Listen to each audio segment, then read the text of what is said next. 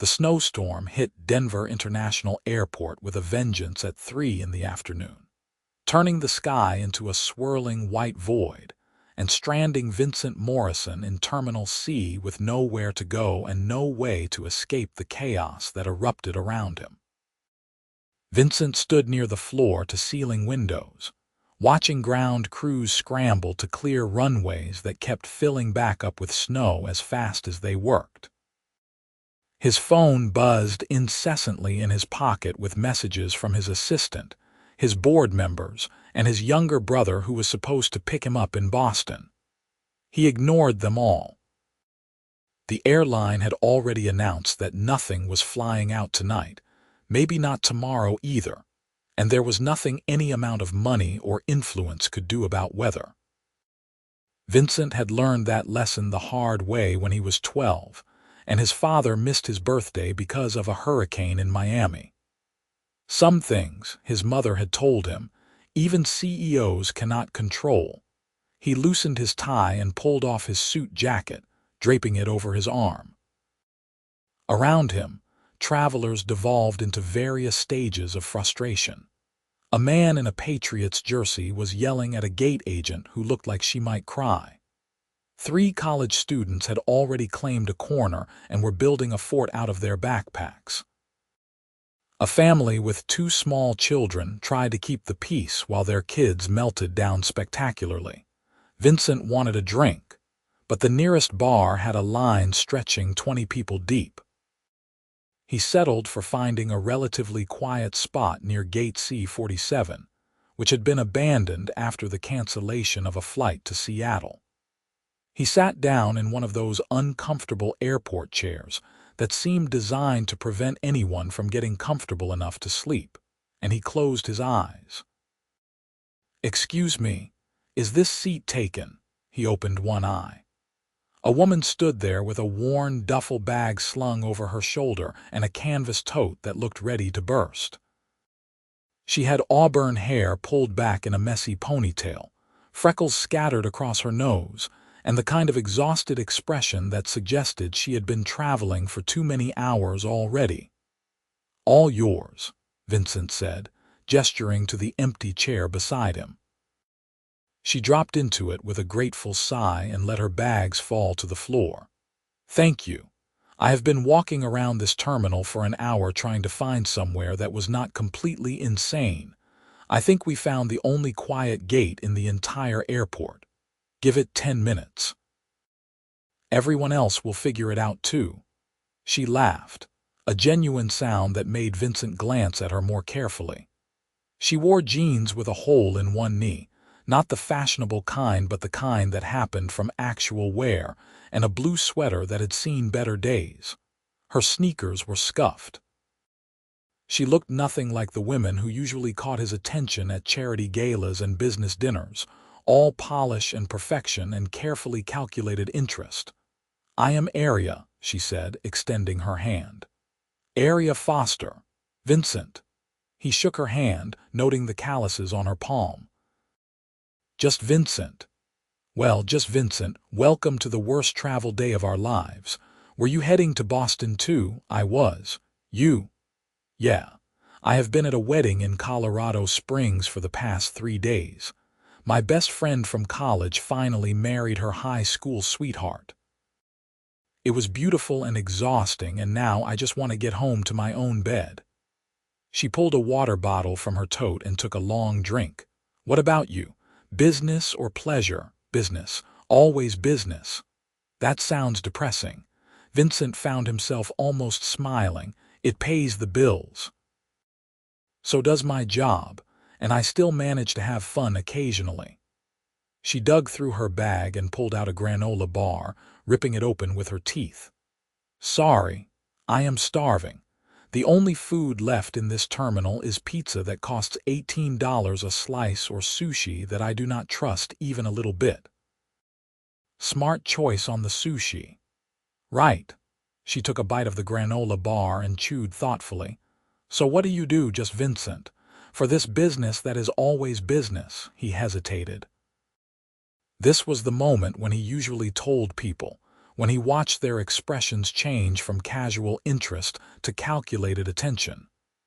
But sitting here in this abandoned gate area, watching snow pile up outside, he found he did not want that. Not yet. Maybe not at all. "I work in manufacturing," he said, which was not technically a lie. Morrison Industries manufactured components for aerospace and defense contractors. He just happened to own the company. Supply chain management mostly, very boring stuff. Hey, someone has to make sure the world keeps running. I respect that. She finished her granola bar and crumpled the wrapper, shoving it back into her bag. "I am a physical therapist. I work with kids mostly, helping them recover from injuries or manage chronic conditions." That sounds rewarding. It is. It is also heartbreaking sometimes, and frustrating and beautiful. Last week, I had a 10-year-old walk without his crutches for the first time in 8 months. His mom cried. I cried. Even his little sister cried, and she is usually too cool to show emotion. Aria's whole face lit up when she talked about it, her eyes bright with genuine passion. Those moments make all the hard days worth it. Vincent felt something shift in his chest, an unfamiliar sensation. He spent his days in conference rooms and on phone calls, managing thousands of employees and millions of dollars in contracts. When was the last time he had talked about his work with that kind of pure enthusiasm? When had he last felt it? The announcement system crackled to life, and a weary voice informed them that all flights were officially canceled for the night and possibly into tomorrow afternoon. The airline would not be providing hotel vouchers because this was an act of God, but they were welcome to try to find accommodations in the city. Good luck. Aria groaned and let her head fall back against the wall. Of course they are not providing vouchers. Why would they help thousands of stranded passengers? Because every hotel within 50 miles is already sold out, Vincent said. He had already checked before sitting down. His assistant had tried to book him something and failed miserably. "We are stuck here for the night." Fantastic. I love sleeping in airport chairs. It is right up there with root canals and tax audits on my list of favorite activities. Despite himself, Vincent laughed. When was the last time he had actually laughed at an airport? When was the last time he had laughed anywhere that was not a carefully staged photo opportunity? "We should probably claim some territory before everyone else realizes this gate is relatively peaceful," Aria said, standing up and surveying the area.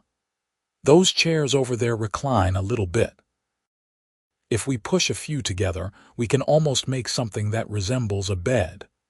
Well, I am not going to leave you here to suffer alone, just Vincent. We are in this together now. Stranded passenger solidarity and all that." She grabbed her bags and headed toward the chairs she had identified, not waiting to see if he would follow. Vincent found himself following anyway, grabbing his carry-on and suit jacket. Aria was already rearranging chairs, pushing 4 of them into a makeshift sleeping area. She moved with efficient purpose, someone who knew how to make the best of a bad situation without complaining too much about it. "Help me with this one," she said, struggling with a chair that seemed stuck in place. "I think something is wedged under it." Vincent set down his things and came over, using his weight to tilt the chair back while Aria pulled out someone's abandoned magazine. Together, they positioned the chair with the others, creating a small fortress of semi-comfort. "There," she said, satisfied. "Home sweet airport." They settled into their respective chair beds, and Vincent had to admit it was marginally better than sitting upright all night. Around them, the terminal slowly filled with other refugees from the storm, but their gate remained relatively quiet. Someone had dimmed the overhead lights, probably a maintenance worker taking pity on them all. "So," Aria said from her chair configuration beside him, "what is your story, just Vincent, wife? Kids, dog named Rover. No wife. No kids, no dog, girlfriend. No, boyfriend. Also no. I am just very busy. Too busy for a personal life. That definitely sounds depressing. She rolled onto her side to look at him, propping her head up on her hand. There has to be more to you than supply chain management and canceled flights. Vincent thought about his penthouse apartment in Boston that he barely spent time in, his calendar that was booked solid 3 months in advance, his last date that had been with a woman who spent the entire dinner talking about her social media following. Not much more, honestly. I do not believe that. Everyone has something that makes them interesting. What do you do when you are not working? I work out, read sometimes. The Wall Street Journal counts as reading. Aria made a face. That absolutely does not count as reading. What about real books, fiction? Something with a plot and characters and maybe a dragon or two. I have not read fiction since college. Vincent, just Vincent, that is tragic. You are missing out on so much. She sat up, suddenly animated. Okay, when we get out of here, you need to go immediately to a bookstore and fix this situation. I am going to recommend something, and you have to promise me you will read it. You are very bossy for someone I met 20 minutes ago. I prefer the term enthusiastically helpful. Now promise.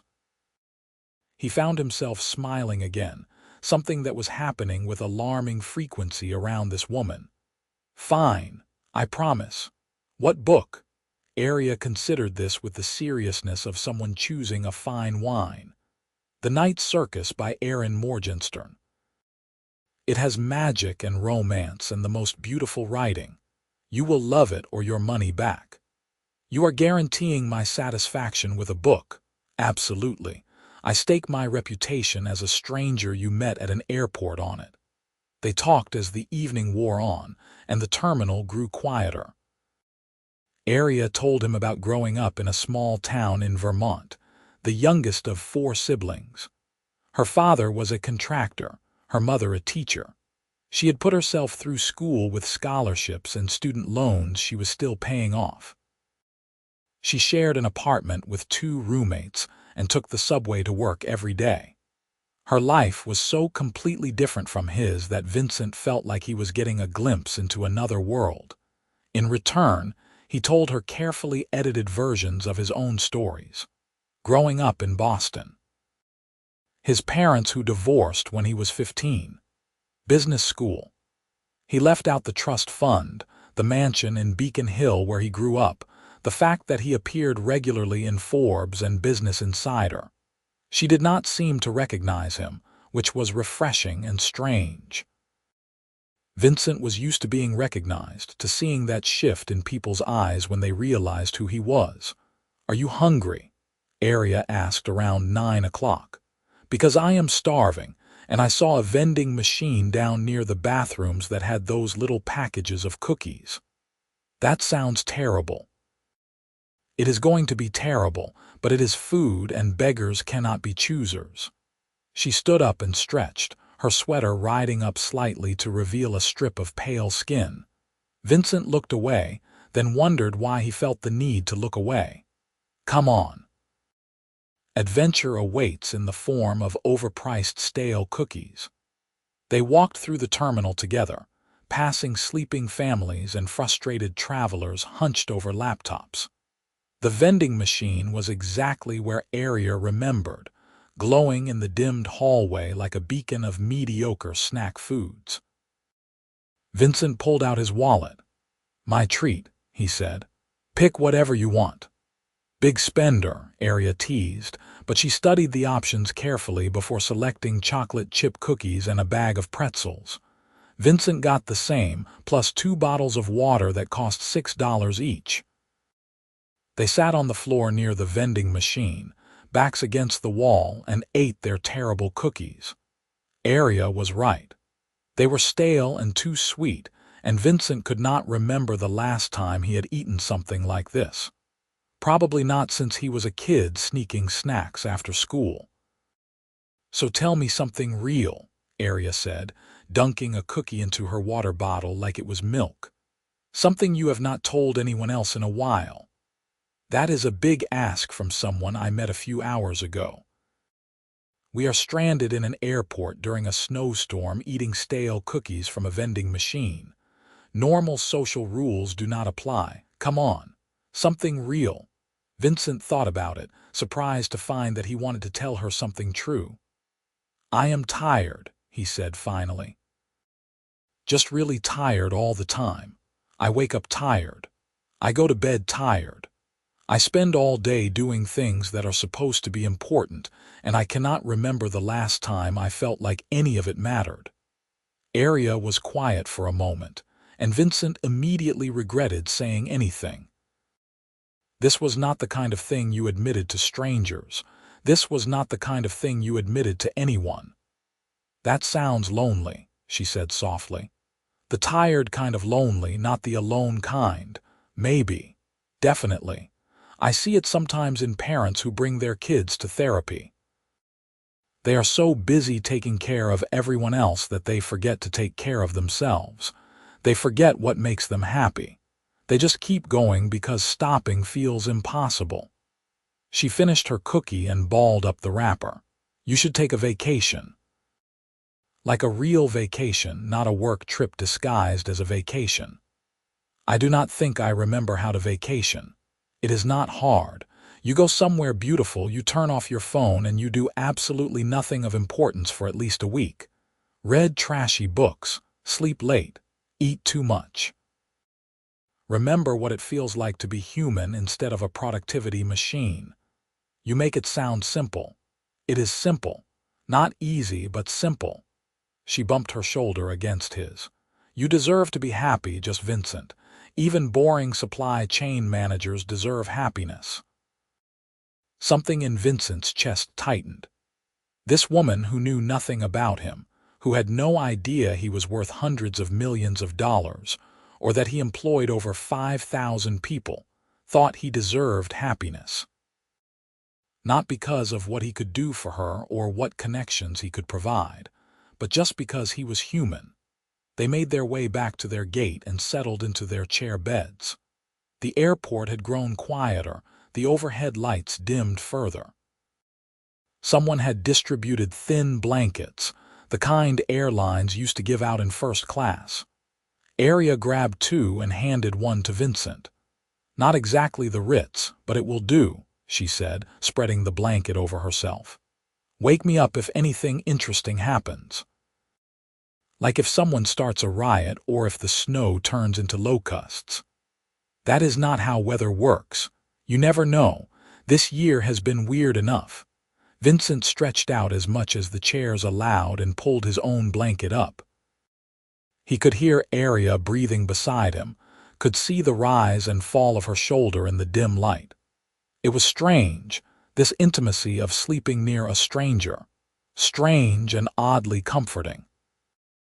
He woke up sometime around 3 in the morning to find Aria sitting up, her phone casting a blue glow across her face. She was scrolling through something, her expression troubled. "Everything okay?" he asked, his voice rough with sleep. She looked over, startled. "Sorry, I did not mean to wake you. I am just checking on one of my patients." Well, checking messages from his mom. He had surgery last week and she was supposed to text me an update. "Everything all right?" "Yeah, he is doing great apparently." Already trying to run around even though he is supposed to be resting. She smiled at her phone, then locked it and set it down. "His mom sent me a picture. He is sleeping with his physical therapy exercise sheet tucked under his pillow like a tooth fairy receipt. You really love what you do." "I really do. Even on the hard days when progress feels impossible and insurance companies are being nightmares, I love it. Those kids are fighters, you know. They do not give up. They inspire me to be better." She pulled her knees up and wrapped her arms around them. "Sorry, I am getting sappy. Lack of sleep makes me emotional. Do not apologize. It is nice, hearing someone talk about their work like that. You do not love your job." Vincent thought about his corner office with the view of Boston Harbor, the board meetings, the negotiations, the constant pressure to grow and expand and increase shareholder value. "I am good at it," he said. "That is not the same thing." "No, it is not." Aria was quiet for a moment. "You could change it, you know. If you are not happy, you could do something different." "It is not that simple." "Why not?" "Because he had a responsibility to thousands of employees and their families. Because his father had built Morrison Industries from nothing and Vincent had inherited that legacy. Because he had spent his entire life preparing to take over the company and he could not just walk away. "Responsibilities," he said finally. "People depending on me. People would understand. People want you to be happy." Vincent was not sure that was true, but he appreciated the sentiment. They sat in comfortable silence for a while, watching snow continue to fall outside the windows. The airport felt like another world, suspended in time and space, separate from their real lives. "Tell me something else real," Vincent said. "Your turn." Aria rested her chin on her knees. "I am scared that I am not doing enough. Every kid I help, I know there are 100 more I cannot reach. Kids who do not have access to good health care, whose parents cannot afford therapy, who slip through the cracks. It keeps me up at night sometimes, the ones I am not helping." "You are doing what you can. That matters." "Does it? I mean, I want it to matter. I want to believe that the work I am doing makes a difference. But some days it feels like trying to empty an ocean with a teaspoon." Vincent understood that feeling more than she knew. How many charity galas had he attended? How many checks had he written to worthy causes? Always with the nagging sense that it was not enough, would never be enough. "It matters to the kids you do help," he said. "To that 10-year-old who walked without crutches. To the boy sleeping with his exercise sheet under his pillow. It matters to them and their families." Aria turned to look at him, and in the dim light of the airport, Vincent saw tears in her eyes. "Thank you," she said quietly. "I needed to hear that." They talked until dawn started to lighten the sky, sharing stories and fears and dreams in the way that only strangers can, unburdened by history or expectation. Vincent learned that Aria wanted to open her own pediatric therapy practice someday, somewhere that could serve kids regardless of their ability to pay. She dreamed of creating a space that was fun and welcoming, where children felt empowered rather than medicalized. It was a beautiful dream, the kind of dream that required money and courage and unwavering dedication. Vincent found himself wanting to help, wanting to write a check that would make her dream come true immediately. But that would require revealing who he was, and he was not ready for that. Not yet. Not when she was looking at him like he was just Vincent, just a guy stuck at an airport who was good at listening. The terminal started waking up around 6. Gate agents arrived for their shifts, coffee shops cranked to life, travelers stirred from their uncomfortable sleeping spots. An announcement informed them that the runways were being cleared and flights might resume by late morning. Everyone should check with their airlines for updates. Aria checked her phone and groaned. "My flight is not until 3 this afternoon, if it even happens. What about yours?" "Same time, actually. 3:15 to Boston. Guess we are stuck together a while longer. Lucky you. I could think of worse people to be stranded with." "That might be the nicest thing anyone has said to me in a while. You really know how to charm a woman, just Vincent." They gathered their things and migrated toward the main terminal, joining the flood of people desperate for real food and real coffee. The nearest coffee shop had a line, but Aria insisted it was worth the wait. They stood shoulder to shoulder with business travelers and families. Everyone rumpled and exhausted but cautiously optimistic that they might actually escape today. Vincent paid for their coffees and breakfast sandwiches before Aria could protest. waving off her attempts to reimburse him. They found a spot near the windows where they could watch the ground crews working on the runways. The snow had stopped, leaving behind a world of crystalline white that sparkled in the morning sun. "It is beautiful," Aria said, sipping her coffee. "Even though it ruined our travel plans, you have to admit it is beautiful." "I will admit it is aesthetically pleasing," she laughed. "You talk like a robot sometimes, you know that. Aesthetically pleasing, just say it is pretty." "It is pretty."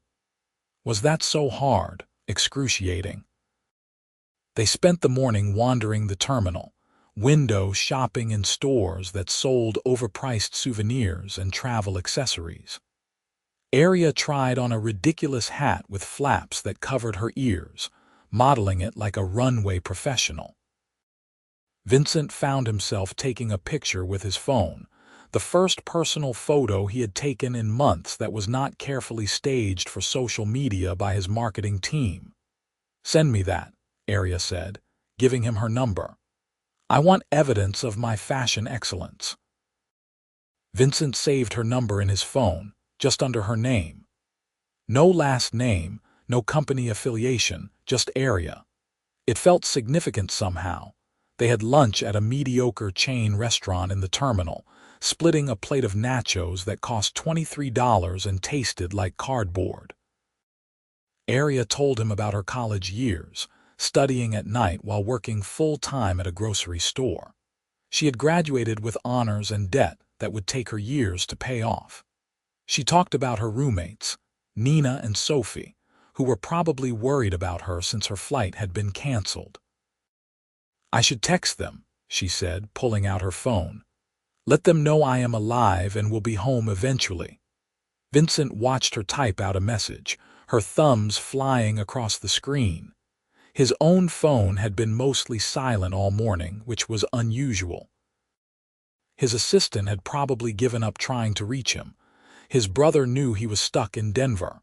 Everyone else could wait. "Done," Aria said, setting her phone down. "Nina wants to know if I met anyone interesting while stranded." "I told her I met a guy named just Vincent who works in supply chain management and does not read fiction." "That is a terrible description of me." "Is it inaccurate?" "No, but it is terrible." "What would you prefer?" "Tall, dark, and mysterious, brooding businessman with a secret heart of gold."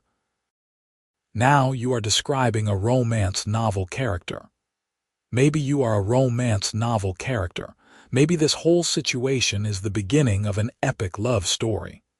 She was teasing, her eyes bright with humor, but Vincent felt something flutter in his chest. "I do not think I am anyone's idea of a romantic hero." "Why not? You have been nothing but kind to me since we met. You bought me coffee and breakfast. You listened to me talk about my patience and my dreams. You are not as boring as you claim to be." Vincent did not know what to say to that. He was saved by an announcement over the loudspeaker informing passengers that flights were beginning to board. Their gate was listed. Departure time now confirmed for 3:30 instead of 3:15. They made their way through security again, having left the secure area for lunch, and headed to their gate. The terminal was chaotic with everyone trying to get on their flights, but Vincent and Aria managed to find seats together near the boarding area. "I am actually going to make it home," Aria said, sounding surprised. "I was starting to think I would be living in this airport forever like that movie with Tom Hanks." "The terminal." "Yes, see, you do know some pop culture." "I saw it on a plane once. Seemed appropriate." Their boarding group was called, and they lined up with everyone else. Vincent realized with a sinking feeling that this was it. Once they got on the plane, once they landed in Boston, this strange little bubble they had been existing in would pop. Aria would go back to her life, and he would go back to his, and they would probably never see each other again, unless he did something about it. "Aria," he said as they shuffled forward in line, "would you like to have dinner with me sometime? A real dinner, not airport nachos." She looked at him, surprised. Are you asking me on a date, just Vincent? I think I am, yes. Then yes, I would like that very much. They boarded the plane and discovered, through some twist of fate or coincidence, that their seats were nowhere near each other.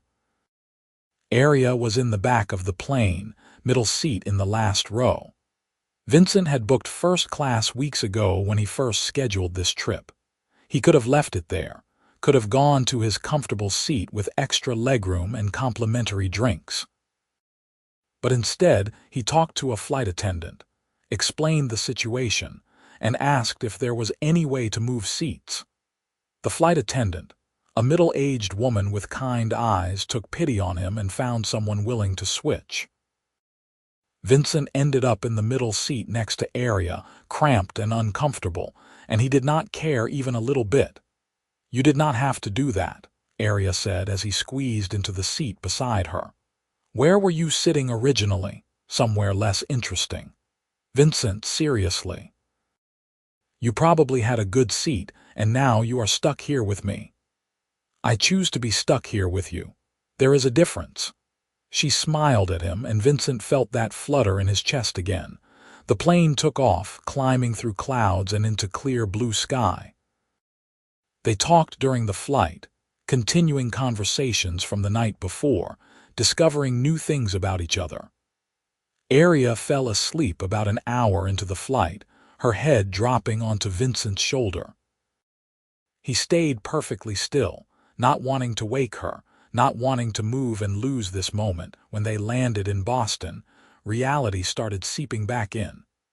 Vincent turned his phone off airplane mode and watched it explode with notifications. 73 emails, 26 missed calls, 15 text messages, his brother, his assistant, board members, clients, everyone wondering where he was and why he had not been answering. "Wow, someone is popular," Aria said, gathering her things as they waited for the plane to empty. "Hot date waiting for you in Boston. Just work. Always work." They made their way through the airport together, heading toward baggage claim. Vincent needed to check his phone, needed to respond to the most urgent messages, but he did not want to become that person in front of Aria. The person who was always on his phone, always working, always unavailable for anything real. "I need to grab my bag," Aria said when they reached baggage claim. "I checked it because I could not fit all my wedding clothes in a carry-on. I will wait with you." They stood by the carousel, watching bags circle around.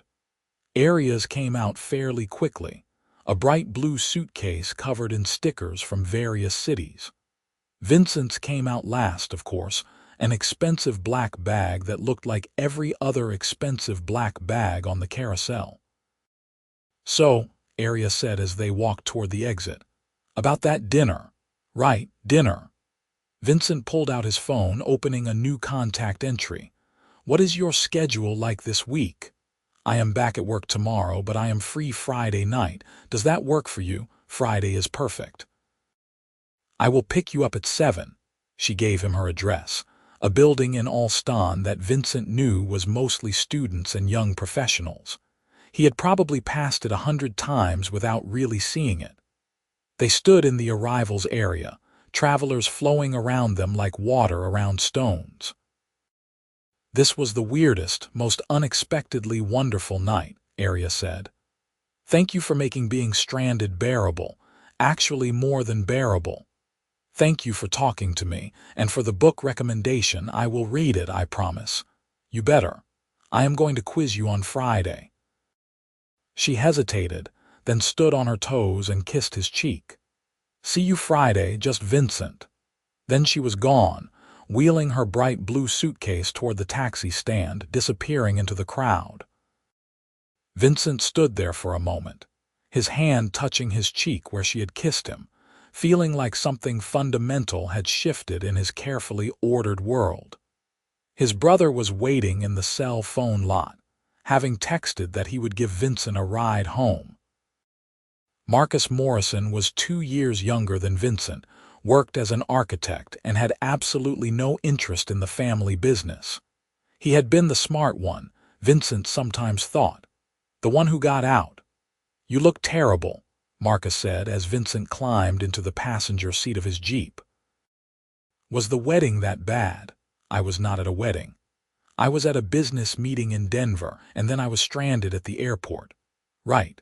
The storm, I saw it on the news. They showed people sleeping on the floor and stuff. Was it awful? Vincent thought about Aria, about their conversations and terrible cookies, and the way she looked at him like he was just a person. Actually, it was not bad at all. Marcus gave him a strange look but did not push it. They drove into the city, Marcus chattering about his latest project, a sustainable housing development that he was really excited about. Vincent half listened, his mind still back at the airport, still sitting in uncomfortable chairs eating stale cookies with a woman who thought he worked in supply chain management. His apartment felt empty when he walked in. All modern furniture and expensive art, and absolutely no personality. He dropped his bag by the door and went straight to his bedroom, stripping off his rumpled suit and stepping into the shower. The hot water felt like heaven after a night in the airport, but he found himself missing the strange intimacy of that shared experience. He needed to tell her. Before Friday, before they went on an actual date, he needed to tell Aria who he really was. It was not fair to let her think he was some mid-level manager when he owned a company worth $300 million. She would find out eventually anyway, probably by Googling him before their date. Vincent dried off and pulled on sweatpants and a t-shirt, feeling more human.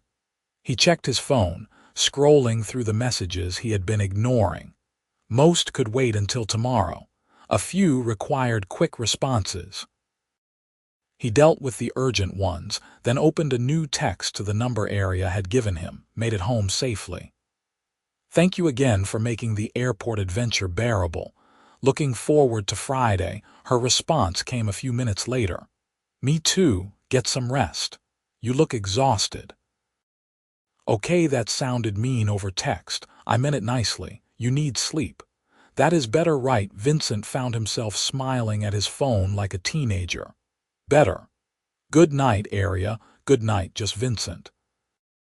He spent the next few days catching up on everything he had missed, but his mind kept drifting to Friday night. He made a reservation at a nice restaurant in the North End, Italian food and candlelight, and the kind of place where you wanted to linger over dinner for hours. Then he canceled it and made a reservation somewhere more casual, not wanting to overwhelm her or make it seem like he was trying too hard. He also bought The Night Circus, downloading it to his phone and starting to read it during the few quiet moments he could find. Aria was right. The writing was beautiful, the story captivating. He found himself staying up late to read just one more chapter, then another. Then suddenly it was 2 in the morning and he had to be up in 4 hours for a board meeting. By Friday afternoon, Vincent was a mess of nerves. He left work early, which he never did, and went home to change. He stood in front of his closet for an embarrassing amount of time trying to decide what to wear. Suit felt too formal. Jeans and a t-shirt felt too casual. He settled on dark jeans and a button-down shirt, casual but put together.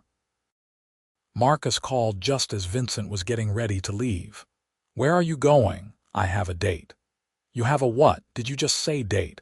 Vincent Morrison has a date with a human woman. Do not make a big deal out of this. I am making the biggest deal. Who is she? How did you meet? Is she nice? Does she know what she is getting into? Her name is Aria. I met her at the airport when we were stranded. And no, she does not know who I am. There was a long pause. What do you mean she does not know who you are? I told her I work in supply chain management. She has no idea about Morrison Industries or the company or any of it. Vincent, you have to tell her. I know. I am going to tonight. Before or after she Googles you and figures it out herself. Vincent had not thought about that. I should go. I will call you tomorrow. Good luck, man. I mean it. You deserve to be happy. Vincent drove to Alston, navigating streets he usually only saw from the back of a town car. Aria's building was a 3-story walk-up with peeling paint and a crooked mailbox. He texted that he was outside, and she appeared a few minutes later wearing a green dress that brought out her eyes and those same scuffed sneakers from the airport. "Hi," she said, sliding into the passenger seat of his car. A BMW sedan. Nice but not ostentatious. He had left the Porsche in his garage. This is weird, right?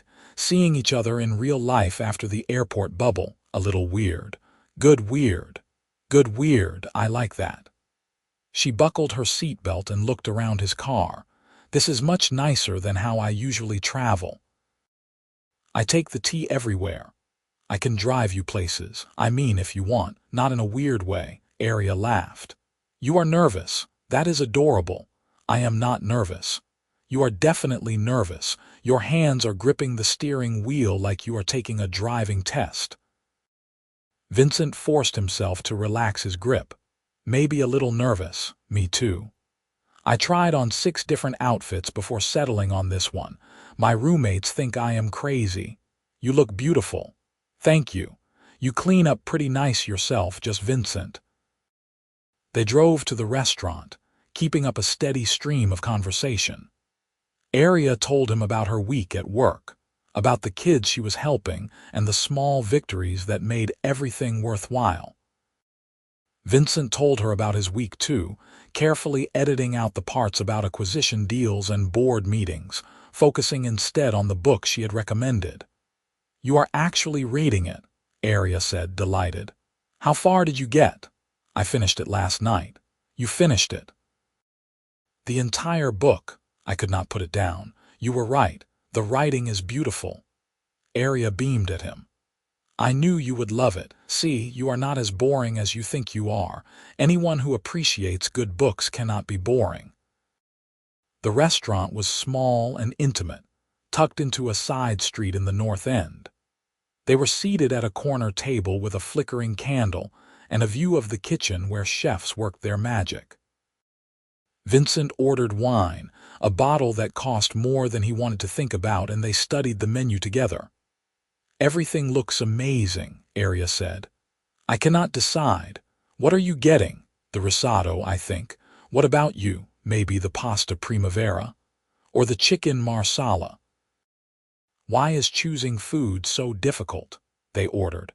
And the food was as good as Vincent remembered from the last time he had eaten here, which had been for a business dinner 3 months ago. That night felt like it belonged to a different person, a different life. He had been networking and making deals, every word calculated for maximum benefit. Tonight he was just eating dinner with a woman who made him laugh, who challenged him to be better, who saw him as just Vincent. It was the best meal he had eaten in years. So tell me, Aria said as they shared a dessert, tiramisu, that was sinfully good. What made you talk to me at the airport? You could have ignored me, put in headphones, done the polite stranger thing. You seemed kind and honest. I like that. That is a low bar, seems kind and honest. You would be surprised how rare it is in my life. Aria tilted her head, studying him. What do you mean, this was it? This was the moment he needed to tell her the truth. Vincent took a breath, trying to find the right words. Aria, I need to tell you something about who I am. Okay, she said slowly. That sounds serious. Are you secretly a spy, a criminal? Married with 12 kids? No, nothing like that. I just was not completely honest with you about what I do. You do not work in supply chain management. I do, technically, but I also own the company. Morrison Industries. I am the CEO. Aria stared at him. You own a company, you are a CEO. Yes, like a real CEO of a real company. Yes. She sat back in her chair, processing this. Vincent waited, his heart pounding. This was when everything changed. This was when she would look at him differently, when the calculations would start, when she would stop seeing him and start seeing what he could offer. Morrison Industries. she said finally.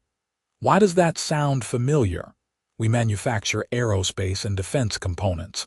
We are fairly large. About 5,000 employees. And you told me you work in supply chain management. I do work in supply chain management. I just did not mention the ownership part. That seems like a pretty big thing to leave out, Vincent. He could not argue with that. I know. I am sorry. I just liked the way you looked at me at the airport like I was normal. I do not get that very often. Aria was quiet, and Vincent felt something precious slipping away. I understand if you are angry, if you want to end the night here. I should have been honest from the beginning. I am not angry, she said carefully. I am surprised and maybe a little confused about why you felt like you needed to lie to me. I did not lie, I just omitted certain details. That is still a form of lying, Vincent. I know, you are right. I am sorry. The waiter brought their check, and Vincent paid with a credit card that had no credit limit. Aria watched him sign the receipt, probably seeing him differently now. Probably doing the math about what a meal at this restaurant cost, what his car cost, what his watch cost. They walked to the car in silence, and Vincent felt the weight of his mistake pressing down on him. He had ruined this before it even started. He had let fear and selfishness get in the way of honesty. So you are like a millionaire? Aria asked as he drove her home. Something like that. How millionaire are we talking? Like 1 or 2 million or more? More, a lot more. Wow, okay. That is a lot to process. She was quiet for a moment, staring out the window. Were you ever going to tell me if I had not asked? I was planning to tell you tonight. That is why I brought it up. After getting me to like you as just Vincent first. I wanted you to know me, the real me, not the version people see in Forbes or business journals. The real you is apparently a CEO who owns a $300 million company. How did you know it is worth $300 million? I Googled you while you were parking. Vincent felt his heart sink. Of course she had. Of course she had looked him up and found everything. The company valuation, his net worth, probably photos from charity galas and business functions. All the things he had been trying to keep separate from them. He pulled up in front of her building and put the car in park. This was where she would thank him politely for dinner and disappear from his life. He could not blame her. He had started their relationship with dishonesty, and that was impossible to come back from. I am really sorry, Aria. I should have been upfront from the beginning. You deserved that. She turned to look at him, her expression unreadable in the dim light. You know what the weird thing is? I am not mad that you are rich or successful. Good for you, honestly. That is impressive. I am mad that you thought you needed to hide it from me, like I could not handle the truth or like I would only care about your money. That is not why I did not tell you. Then why? Because people treat me differently when they know. They want things from me. Investments, connections, donations to their causes, and the dating is worse. Women who only see dollar signs. Gold diggers and social climbers who would not look at me twice if I was actually working in supply chain management at some mid-level position. So you thought I was a gold digger? No, the opposite. I thought you were real. I thought you saw me, not what I could give you. And I wanted to hold on to that for as long as I could. Aria sighed, and some of the tension left her shoulders. I get it. I do. But Vincent, if we are going to do this, if we are going to try to be something, you have to be honest with me about everything. I do not care about your money. I mean, it is great that you have it and you are successful, but that is not why I agreed to have dinner with you. Why did you agree? Because you were kind to me at the airport, because you listened when I talked about my work. Because you made me laugh and you opened up about being tired and lost, because you were vulnerable and real. That is the person I want to get to know better, not the CEO or the millionaire, just Vincent. Relief flooded through him so strong he felt dizzy. I can be just Vincent. That is who I want to be with you. Good. Then take me on a second date and do it honestly this time. No omissions. What about a second first date? She smiled, the first real smile since he had told her the truth. That works too. When? Tomorrow, tonight, whenever you want. Someone is eager. I almost lost you. I am allowed to be eager. Aria leaned across the center console and kissed him. A real kiss this time, not a peck on the cheek. Vincent responded immediately, his hand coming up to cup her face, and for a moment the entire world narrowed down to just this. Just them. Just the taste of her lips and the soft sound she made against his mouth. When they broke apart, they were both breathing hard. Tomorrow, Aria said, pick me up at noon and wear something you can get dirty in. Get dirty. I am planning our second first date and you are going to have to trust me. Can you do that? Vincent found himself smiling. I can do that. He watched her go inside, waiting until he saw lights come on in a third-floor window. Then he drove home, his mind racing with everything that had happened. He had told her the truth and she had not run away. She had kissed him.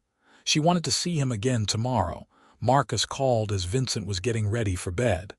How did it go? I told her who I was. And she Googled me while I was parking. Of course she did. Everyone Googles everyone now. What did she say? She was upset that I had not told her sooner, but she wants to see me again. Tomorrow, actually. That is great. See, being honest is not so hard.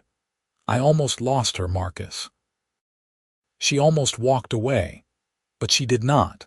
Because she likes you, the real you, that is what matters. Vincent thought about that after they hung up. The real him. He had spent so long being CEO Vincent, being the person his father had groomed him to be, that he had almost forgotten who just Vincent was. Maybe Aria could help him remember. The next day, Vincent showed up at noon wearing jeans and an old college sweatshirt, the most casual outfit he had worn in public in years. Aria came out wearing similar clothes, her hair in a high ponytail. Perfect, she said, eyeing his outfit. You actually followed instructions. Where are we going? It is a surprise. But first, we need to make a stop. She directed him to a home improvement store, which was not at all what Vincent had been expecting. They went inside, Aria leading the way like she knew exactly where she was going. She stopped in the paint section and started looking at colors. Pick one, she said. Any color you want. For what? You will see. Come on, just Vincent, live a little dangerously. Pick a paint color. Vincent studied the endless swatches, feeling completely out of his element. When was the last time he had picked a paint color? His apartment had been professionally decorated. He probably did not even know what color his own walls were. This one, he said, pointing to a deep blue. It reminds me of the ocean. Perfect. Aria grabbed the swatch and took it to the counter, ordering a gallon in that color. Then she added brushes and rollers and drop cloths to their cart. Are we painting something? Very observant. Yes, we are painting something. They drove to a community center in Dorchester, a neighborhood Vincent had probably driven through but never stopped in. Aria led him inside where a woman named Patricia greeted her warmly. You brought help, Patricia said, eyeing Vincent. Aria, you did not tell me you were bringing someone tall. We need tall people for the ceilings. This is Vincent. Vincent, this is Patricia. She runs the youth program here. Nice to meet you, Vincent said, shaking her hand. Aria volunteers here twice a month, Patricia explained. Helps our kids with physical therapy and motor skills. She is a lifesaver. Today, we are painting the main activity room. It has been looking pretty sad lately, and the kids deserve better. They spent the next 4 hours painting. Vincent had never painted anything in his life, and he quickly discovered that he was terrible at it. He got paint on his clothes, his hands, his face. Aria laughed at him and showed him how to properly use a roller, her hands covering his, guiding his movements. Other volunteers came and went. Kids from the program stopped by to help, leaving tiny handprints on the walls that Patricia said they would incorporate into a mural later. Vincent talked to them, learning their names and their stories. A 10-year-old named Marcus told him all about his baseball team. A 7-year-old named Lily showed him her latest drawing, a rainbow unicorn that she was very proud of. By late afternoon, the room was transformed. The sad beige walls were now a cheerful blue, bright and welcoming. The kids cheered and Patricia hugged Aria, thanking them both for their hard work. "You did good," Aria told Vincent as they cleaned up. "You are officially terrible at painting, but you tried hard. I have never done anything like that before." "Really?" "Never. I write checks to charities. I show up at galas and have my picture taken. I do not actually do the work." "Well, now you have. How does it feel?" Vincent looked around the room at the blue walls and the handprints and the kids already planning how they would decorate. "It feels good. Really good." They grabbed pizza on the way back to her apartment, sitting in his car and eating out of the box because neither of them wanted to go inside yet. Vincent had paint in his hair and under his fingernails, and he could not remember the last time he had felt this satisfied with a day's work. "Thank you for today," he said. "For showing me this. Thank you for helping, and for being open to it. I was not sure if you would come once you realized what we were doing." "Why would not I come?" "Because you are a CEO who probably has better things to do on a Saturday than paint a community center. I cannot think of anything better I could have done today."